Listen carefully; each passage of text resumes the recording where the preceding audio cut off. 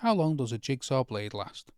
It depends, but there are clear signs that tell you exactly when one is done. Here's the straight answer. There's no fixed lifespan because the variables are too wide. A wood blade through softwood might last dozens of cuts. The same blade through hardwood or MDF dulls much faster.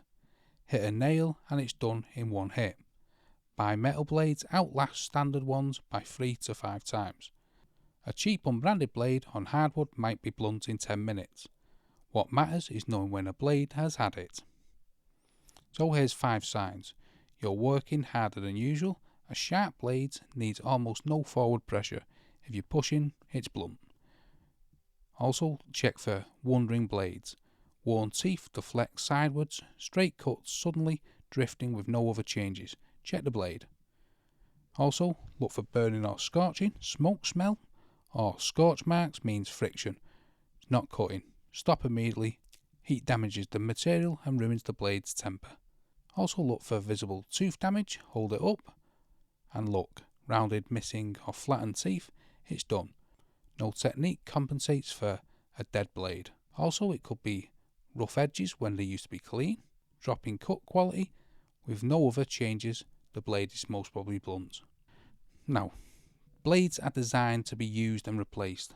Pushing a worn blade costs more, ruining cuts and scorching timber than a few blades ever would. A pack of T-shank wood blades cost a few pounds. That hardwood you've just burnt costs significantly more. Blade changes on any Ryobi or modern make takes 5 seconds.